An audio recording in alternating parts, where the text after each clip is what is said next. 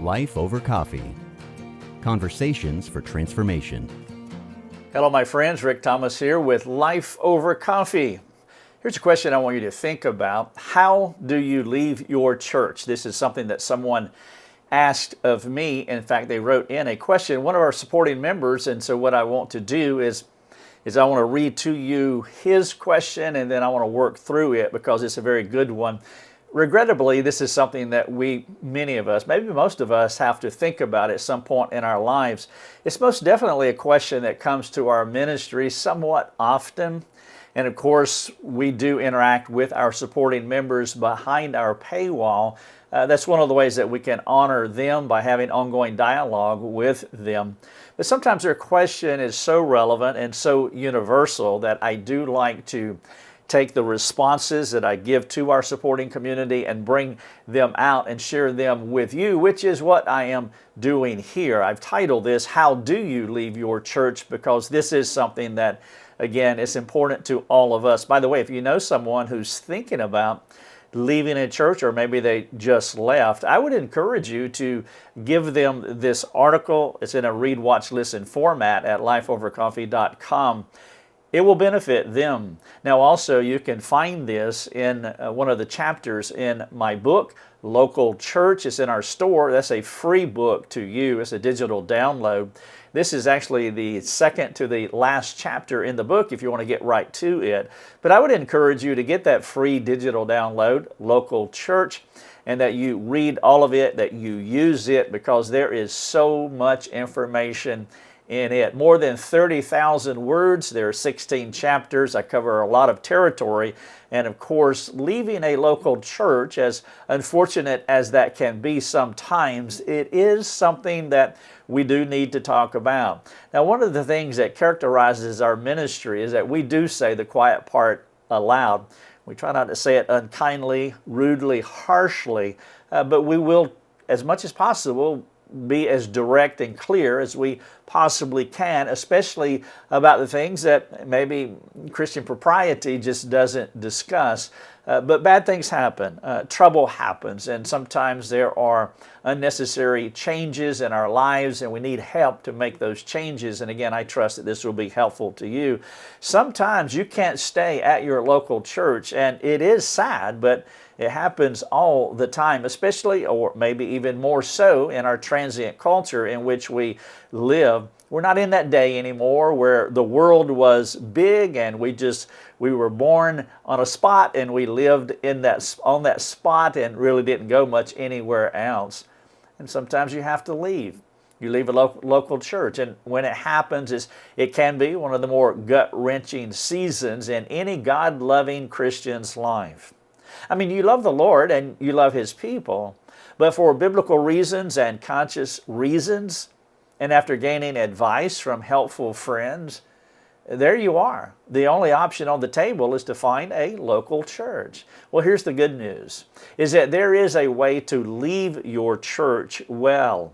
Of course, there's a way to leave poorly too. And I'll discuss that as we move along here. But first, I want to share with you the question or question set that was sent in by our supporting member, and that will be the basis for what I share with you. He said, I have been growing discontent with my church. I don't know how much of it is the church and how much of it is me. Humble statement, that is. At this point, I'm not sure if I can resolve anything by communicating my concerns with the leadership. I'm not one to church hop. I've been in this church for nearly a decade, so I don't consider a change of churches lightly. At the same time, my area is not a Christian Mecca, and I don't know if there is even a better option. Would it be wrong to start visiting other churches once a month or so to get a sense of other options while not severing my current connection with our local church? I have young children, and if I did speak out differently, and if I did seek out a different fellowship, I would want to make a transition as easy for them as possible. And again, we honor our supporting members by dialoguing with them in an ongoing way, and very glad to do that because of the hundreds of thousands of people that come to us during any year. It's not possible for us to communicate on social media, and so we don't do that at all. But we do want to communicate with those, again, especially those who are supporting our ministry, because honestly, that's how it works. And so my friend came and asked this question, and in this situation, I want to share with you what I shared with him. I have flattened it out so it doesn't give any names or geography. We don't even know what country my friend is in, and we'll keep it that way. But the information that I give him is important. It is relevant to all of us, because the church, the question is, how do you leave your church? And I can answer that in one word: well. That's it. You leave your church well. There is no other biblical alternative for leaving a local church but to leave the right way. Leaving well means you must be right with God. That's part of what it means to leave well. And also, you must be right with others. Caveat: as much as it depends on you to work things out biblically. And you know that comes from Romans 12:18, to do as much as depends upon you to work out all things. We want to live peaceably with all people. Now that is a two-way street, I understand that. But you can be absolutely right with God. That's a non-negotiable. You can do that, because God will not be an obstruction if you're trying to be right with Him. But being right with other people, well, that depends on as much as you can do, but sometimes other people can be an obstruction because they are fallen and God is not. I mean, the counter to leaving well is to leave when your heart is not right with God. When your heart is not right with others, even if it means forgiving them who know not what they do and overlooking their offenses because they're unwilling to change, your heart can be right attitudinally with them, even though maybe transactionally you haven't worked all things out on the horizontal plane.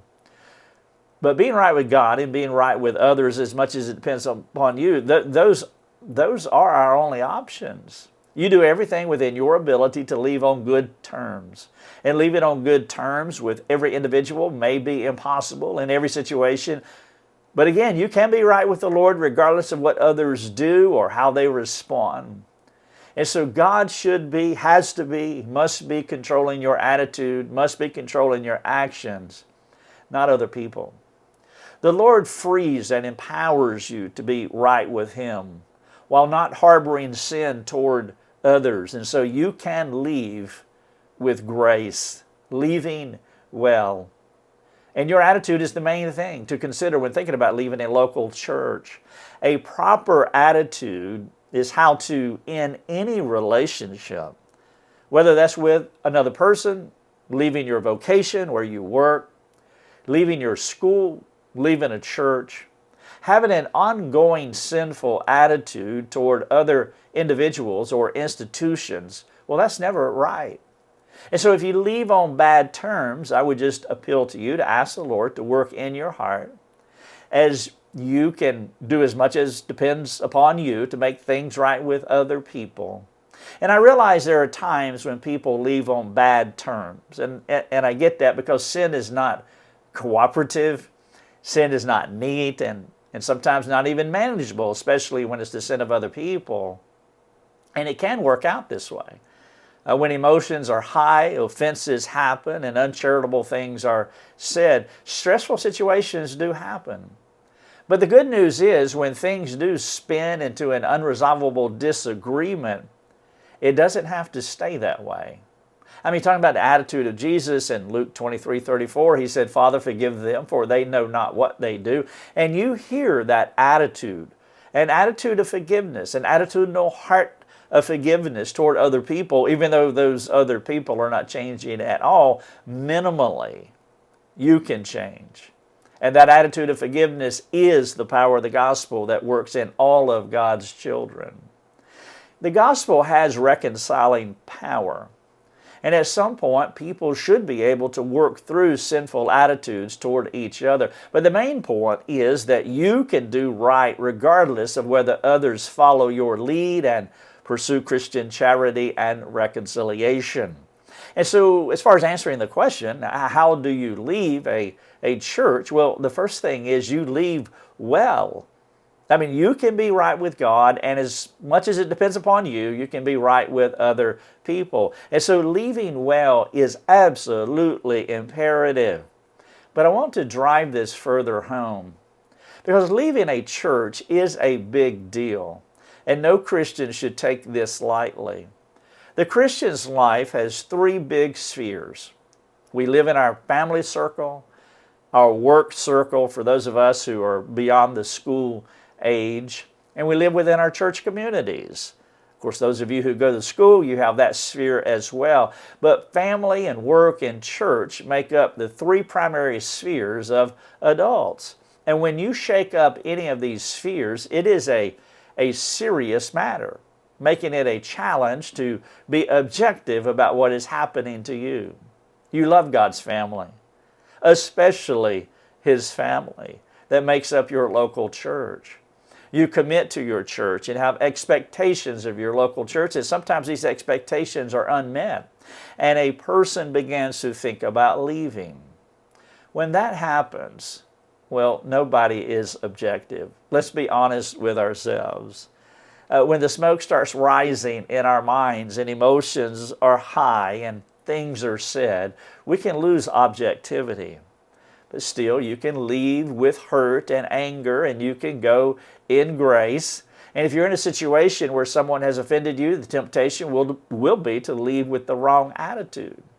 Now, maybe you can't avoid leaving, but it would be wrong for you not to seek to gauge your heart. The biggest thing you'll struggle with regarding a sin issue will be self-righteousness. I speak as a professional. I have been there on multiple occasions. That is a greater than, better than attitude toward the church. Self-righteousness is looking down on others. In this case, it is looking down on your church, possibly looking down on the leaders of your church or someone who has disappointed you or offended you within the congregation. A lofty position is a dangerous place to perch our hearts.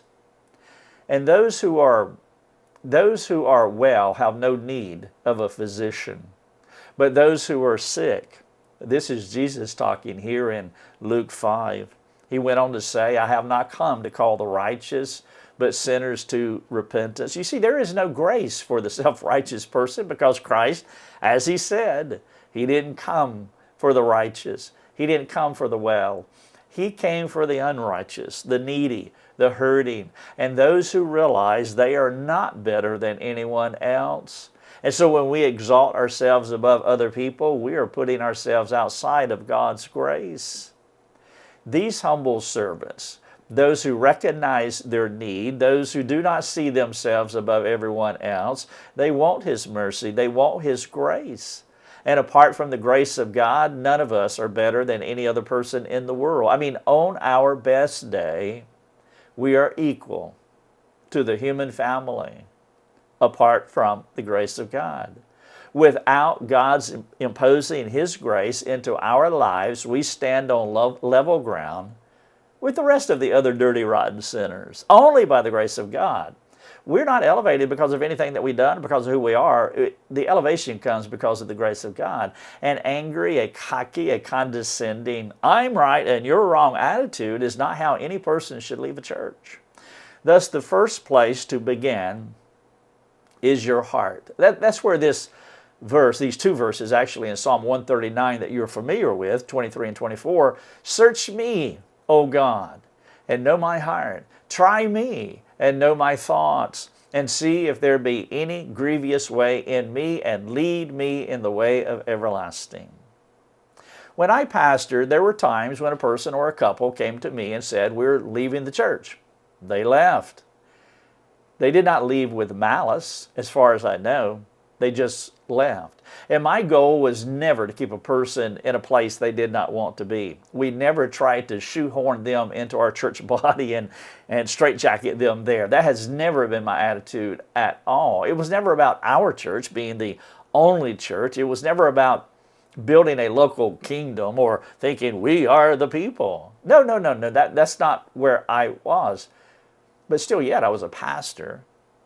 I cared for people, and while I never wanted to control people, I desired to serve them.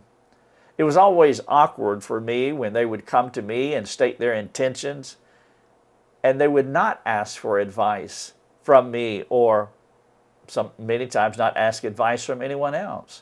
They made these decisions in a vacuum without receiving any kind of help whatsoever. You see, good shepherds shepherd. They don't control. Good shepherds shepherd. But when a person has decided to pack his bags and the moving truck is at his door, there is nothing for me to say. But may the Lord bless you, and thanks for letting me know.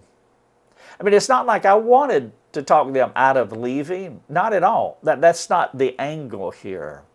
I wanted to serve the exiting couple, but also wanted to learn more about why they wanted to leave. I mean, if they were leaving, there were reasons why they wanted to leave, and that puts me in a position of a learner. In nearly every case, there was something for me to learn about myself or about our church.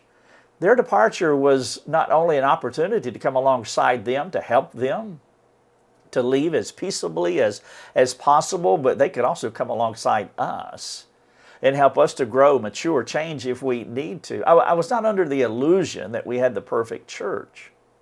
And if a person was at the point of leaving, there was always something that I could learn. People leave churches because they like something better somewhere else. What is that something better? Maybe there's something that church is doing that we could implement.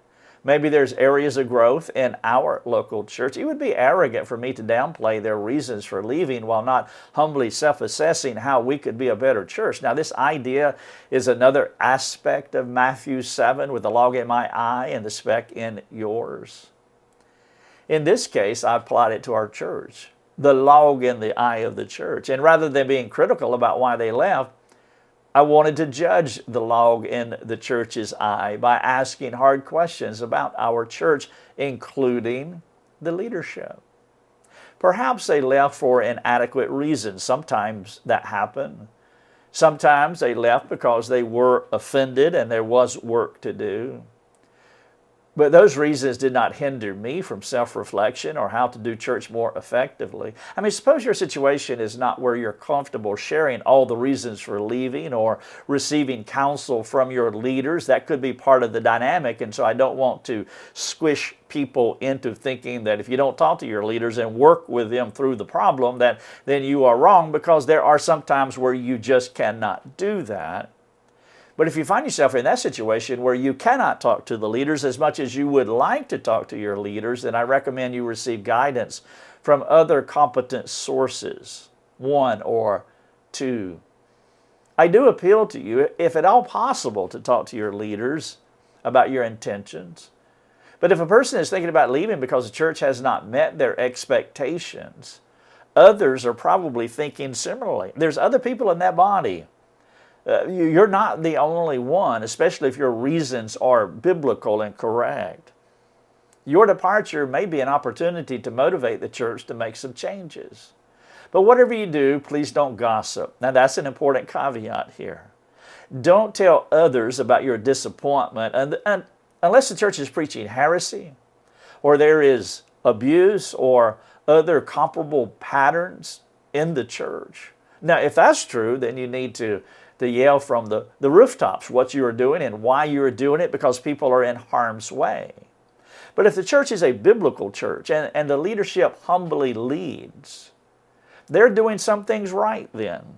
They may not be doing it the way that you want them to do it, but the gospel is going forth, and in that you can rejoice, as Paul would say in Philippians 1:18. Other people do like your church, those who are a part of that local church. And that local church is ministering to them. It's always like this. It works for some people. It doesn't work for others. And so it would not serve other people to hear the downside of the church, uncharitably speaking. And so keep the circle tight regarding your critical opinion of your church if it's a good church. There can be weak Christians in your congregation. There may also be those who are checking out the church, and you don't want to cast unnecessary doubt in their minds. Again, we're not talking about heresy here, and we're not talking about sin either being in play.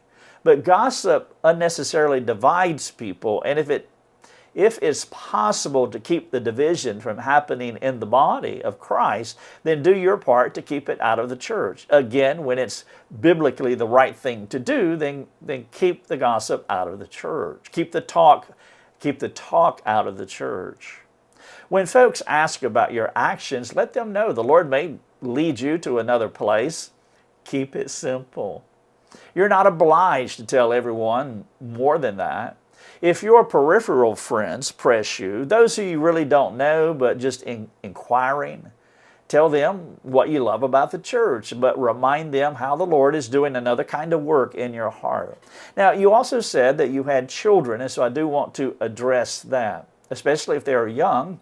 Well, if they are young, they will hardly remember your church relocation.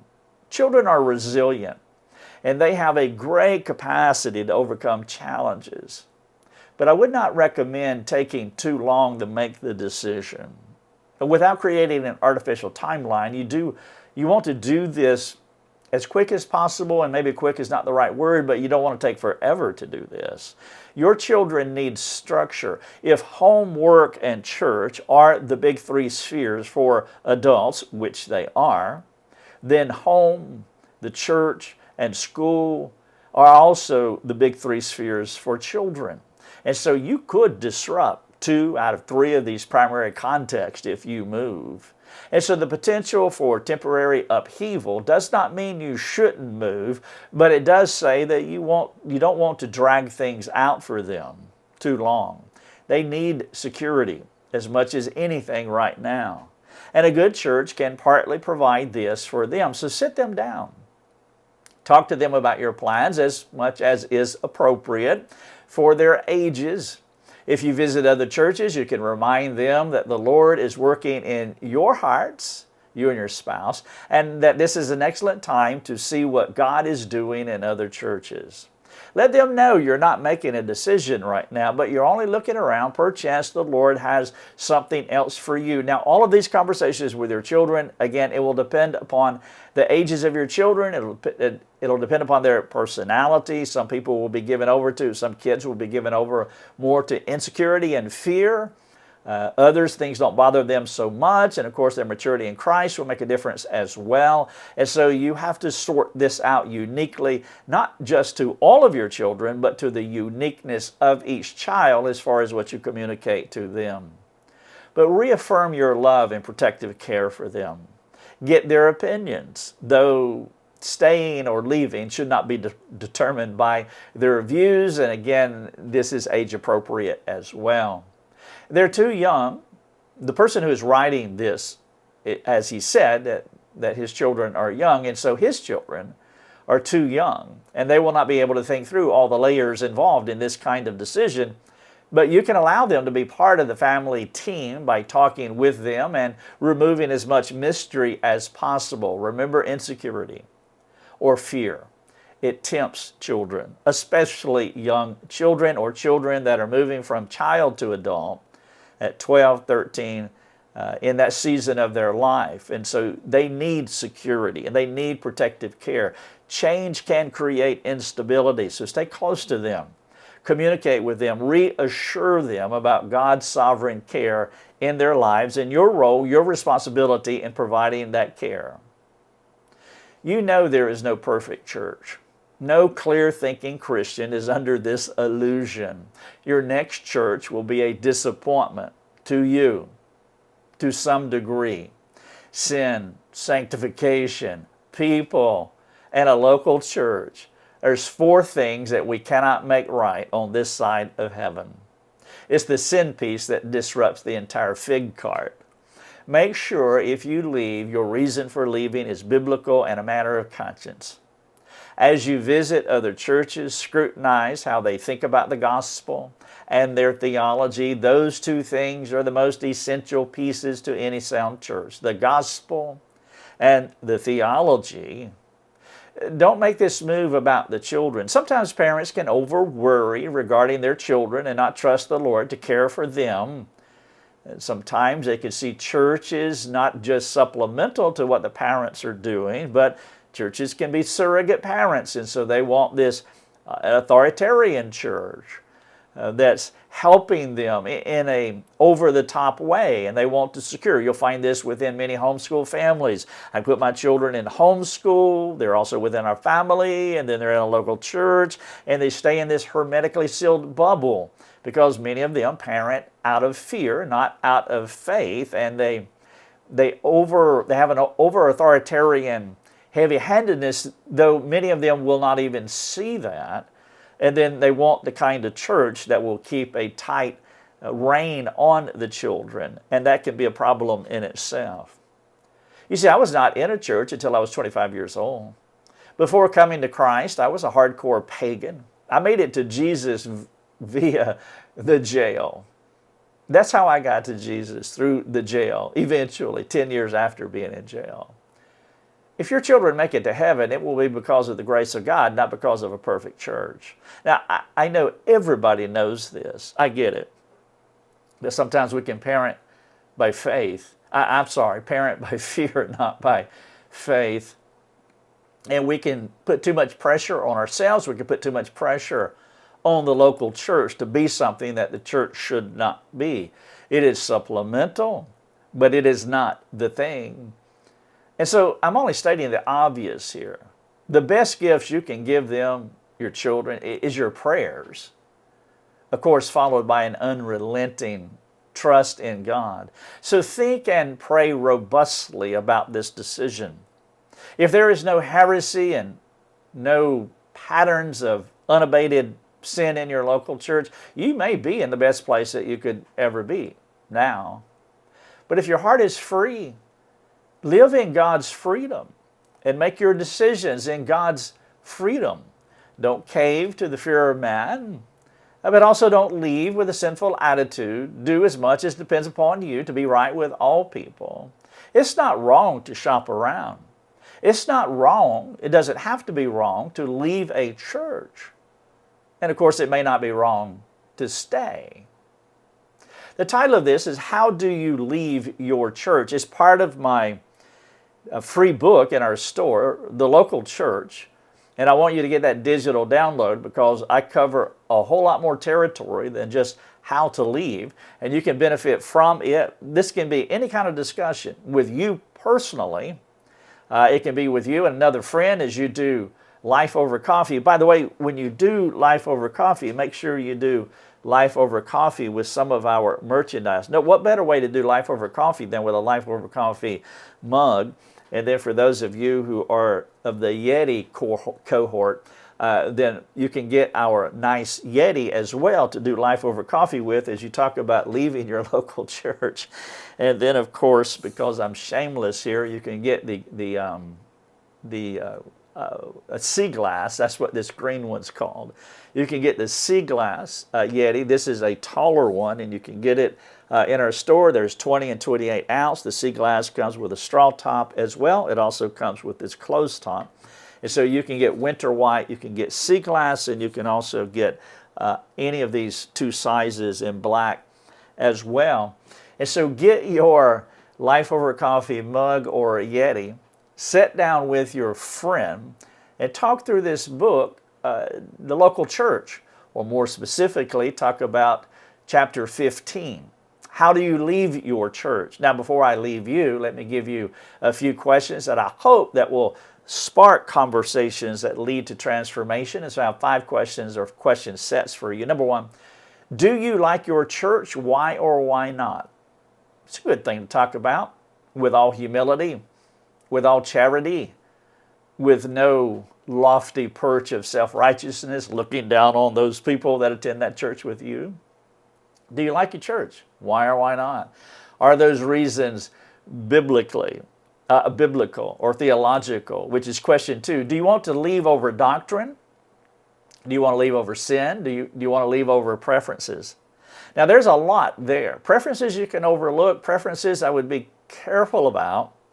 But when it comes to doctrine, then if we're talking about heresy, then, well, you need to state your case. And then if they do not change, you need to most definitely leave. And then if there's sin in the local church, a pattern of sin, and depending on the consequential level of sin that's going, there's a lot there within that category. By the way, in this book, local church. I devote an entire chapter to spiritual abuse, and so I would encourage you to get it and read it. But do you want to leave over doctrine issues, doctrinal issues, sin issues? Are they one-off sins, episodic sins, or a pattern of sin? What are the consequences of those sins or preferences? Number 3, in what specific ways do you differ from your church leadership? And can you stay at your church though you disagree? Agree to disagree. I would imagine that virtually every Christian, I would hope actually, that every Christian stays at their local church though they disagree with their leadership. I would have concerns if the church is creating a clone factory where everybody believes in everything, including all the preferences. That would be odd, in my view. It's okay to disagree. Loyal disagreement is a beautiful thing. You are loyal to your church, though you do not tick all the boxes as they do.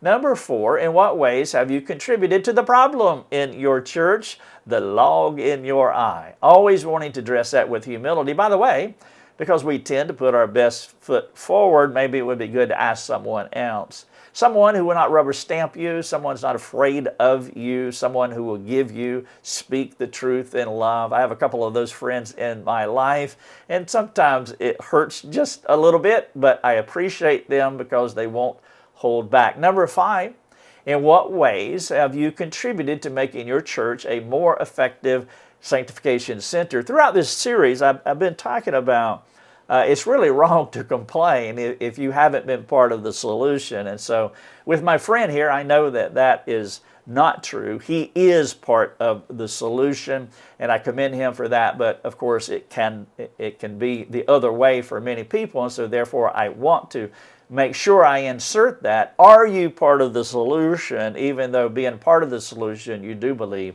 that you need to leave? How to leave the church? Let me put it in a word. Leave well. Thanks for joining us. Learn more and get access to other resources at lifeovercoffee.com.